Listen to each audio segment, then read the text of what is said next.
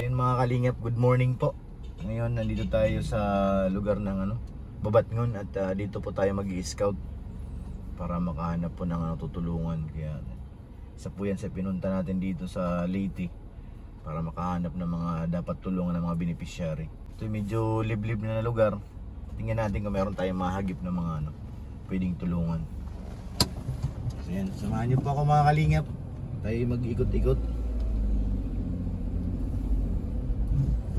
Medyo tahimik na dito guys. May nakita tayo ditong naglalakad na Kung naglalako ito guys, naglalako ng isda.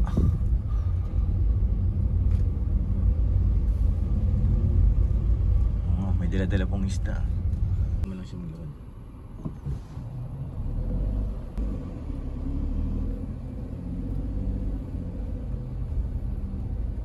Lapitan natin itong batang ito.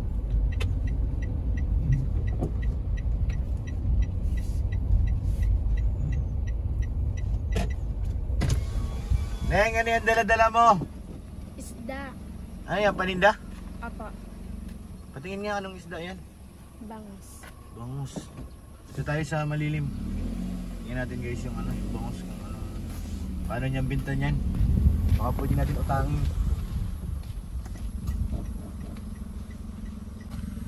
So yun mga kalingap, bangus nga. Ano to? Porsyentuhan ka dito? Anong pag ano mo yan? Pinapatungan mo lang? Apa. Bakit taba-taba? Ilan taon ka na ba? 14. Anong pangalan mo? Nelly Rose. Bale ito, tinitinda mo yan para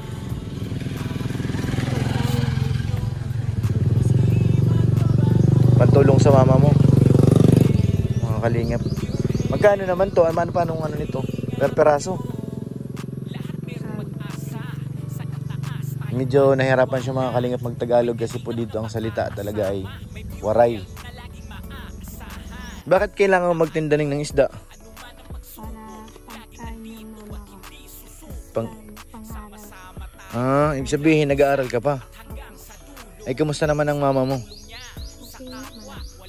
May tatay ka pa? Wala lang.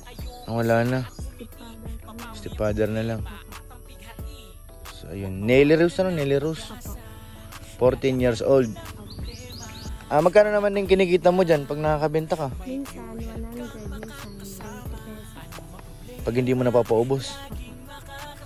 May mga kapatid ka pa? Apo, dalawa. Mga bata pa. So, mga kalingap, si Nelly Rose po ay nagtitinda ng bangus para makatulong sa kanyang magulang. Bakit yung stepfather mo, kumusta naman? Yun naman. Minsan wala naman siya. Walang trabaho. Apo. So yun mga kalingap, kasi dito sa probinsya, kumbaga ang trabaho season lang. Hindi ka makakuha ng trabaho ng araw-araw. Kaya ganun talaga. So yan, ginagawa mo yan, magtitinda para makatulong sa magulang mo, sa mama mo. Kumusta naman ang pag-aaral mo? Meron hindi pa naaayos. May problema na? Card. Ang card mo may problema. Bakit? Ano nangyari sa Hindi pa naman sikat. Kailangan ayusin pa. So ngayong pasukan, hindi ka pa makakapag-aral, hindi pa sigurado. Hindi pa. Kasi hindi pa nakaayos. Pero gusto mo mag-aral. Apo. Mga kalingap, may problema pala siya sa kanyang sa school. Kaya todo ang pagtitinda mo para makaipon ka para sa pag-aaral mo rin. Hindi biro dito mga kalingap at kumbaga itong pagtitinda niya, tsagaan lang. Siguro minsan hindi mo yan napapaubos. Apo, no, sa bahay, 20 pesos lang. Tinatanggap naman na may-ari ng yung isda pag binabalik mo pag hindi napapaubos. Hindi biro talaga maglako. Tapos nilalakuan mo pa dito, wala namang ganong kabahayan dito. Sana punta mo sa kabilang barangay pa. Apo.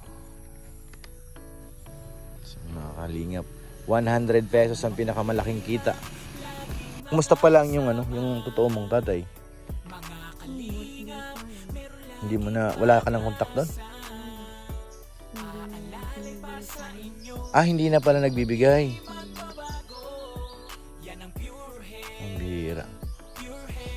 So ngayon, kailangan mo na maghanap buhay para makatulong. Opo. Sana makabalik ka sa pag-aaral. Estimated mo, anong problema baga dun sa school? Anong kailangan mong anuhin? Yung 137 live birth. 137, tapos live birth. Ay, wala kang ganun. Mga kalingap, isa yan sa pinaka-problema sa mga bata. Kasi ngayon, mahigpit na talaga dahil kailangan na ng birth certificate, yung PSA, para lalo na pag nakagraduate ka na ng grade 6, dapat grade 7 ka na. So ngayon, hindi ka nag-aaral ngayon itong taon na to. Hindi ka nakapag-aral. Anong ginagawa mo nitong mga nakaraan kung hindi ka nakapag-aral? Naglalako, kagaya naglalako ng isda. Tapos,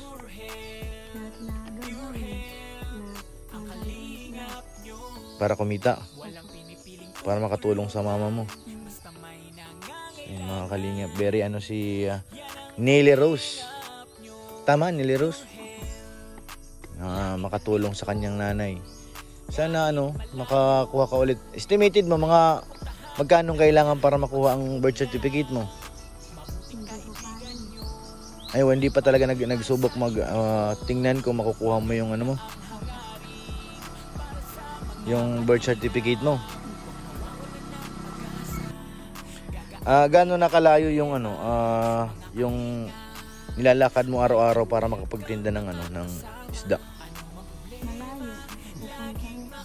Mga ilang barangay ang nun? 2 barangay. Tapos minsan hindi pa napapaubos. Kung ikaw, bibigyan ng pagkakataon, gusto mo talaga mag-aral. Kung tutulungan kitang masikaso yung mga dokumento mo, gaya ng PSA mo, mag-aaral ka. Bakit gusto mo mag-aral?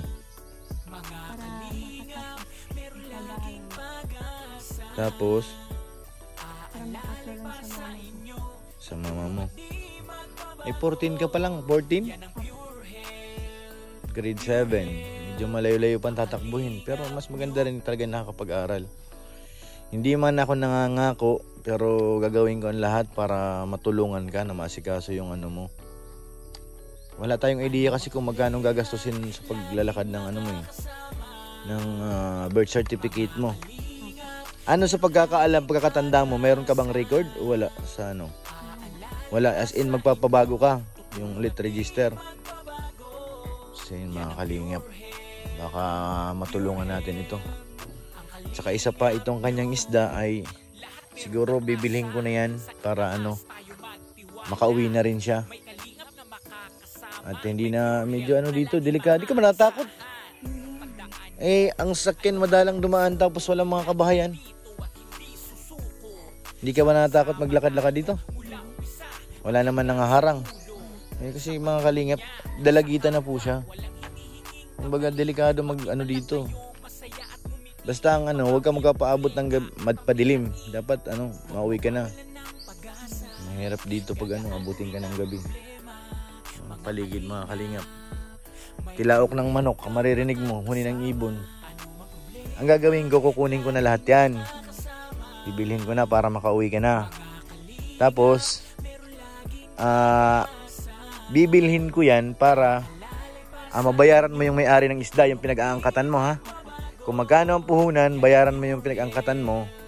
Tapos kung may porsyento, kunin mo na. Pero yung bibilhin na yung isda na yan, hindi ko yan dadalhin, ibibigay ko rin sa iyo para mauwi mo sa mga kapatid mo, sa magulang mo. Diba sabi mo may kapatid ka, 2?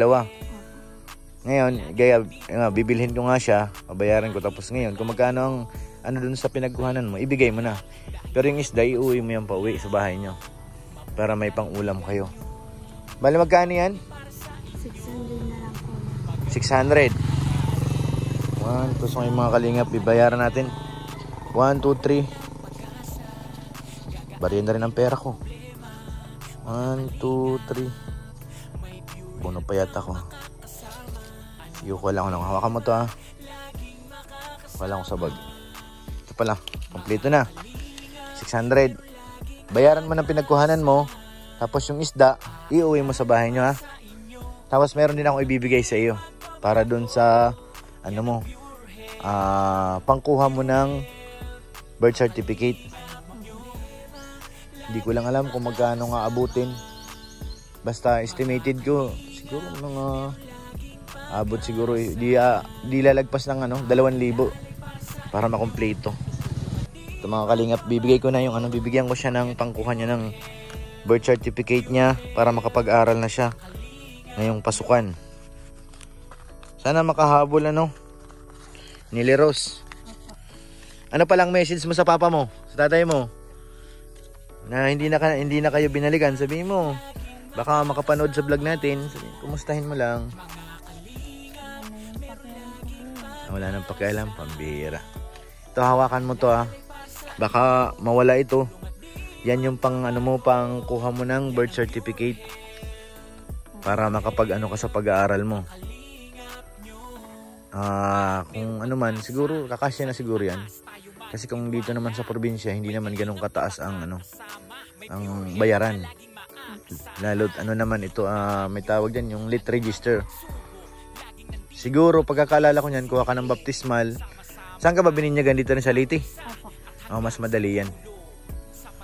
Thank you po kay Ate Ani, maraming salamat po kay Ate Jenny kasi yan po yung allowance ko pag-uwi ng Leyte. Yan po yung pinang pinang charity din dito sa Leyte. Kung meron pa tayong makitang iba, lahat ng binigay nila Ate Jenny at Ate Connie, Ate Ani Haramilla, yun pong ilalaan ko kung sino man ang pwede nating tulungan dito sa Leyte. Nili Rose, ingat ka palagi At salamat sa kasipagan mo dahil kumbaga sa mura mong edad responsable ka na sa mga kapatid mo at sa magulang mo para makatulong. At good luck sana makakuha ka ka sa pag-aaral mo. Makapasok. May habol mo dahil Mayo pa lang naman ngayon, sana masikaso ka agad para makapag-aral ka ulit. Sayang ang panahon. So paano? Tutuloy na kami ni Leros. Oo. So yun mga kalingap, maraming salamat po. Grabe sa mga nanonood at manonood sa ating vlog dito sa Leyte edition ng Kalingap. Leyte na po ito At yun po si Nili Rose ang una nating naabutan ng tulong para sana sa kanyang pag-aaral. Sana makahabol yung bata kasi medyo kawawa din. Gusto natin makapag-aral, sayang ang pagkakataon. So yan mga Kalingap, pag po natin siyempre kalimutan suportahan ang ama ng Kalingap, Kuya Bal Santos Matubang, Kalingap Rabate na vlogs para mas marami pa tayong matulungan ng mga kababayan. So yan, maraming salamat po at walang sawang pasalamat kay Ate Connie at kay Ate Jenny. Maraming salamat po. Siyempre kay Ate Ani Haramilla, maraming salamat po ate. Sa lahat po ng manonood, guys, pa-share and like po ng ating vlog na ito dito sa Leyte. Yun po ang ating bangus girl na unang natulungan. Masaya ako na yung mga pinadala sa akin na pang-allowance kay Ate Connie, kay Ate Jenny. Hindi ko po yun sinulo, guys, mga Kalingap, at gusto ko ring i-share sa iba. Kagaya sa mga madadaanan natin, kagaya nito kay Nili Rose. Sobrang nakakatuwa. So yan, maraming salamat po. Shoutout po kay Mr. PH at kay Ma'am Jasmine at sa lahat ng manonood. Maraming salamat po. God bless.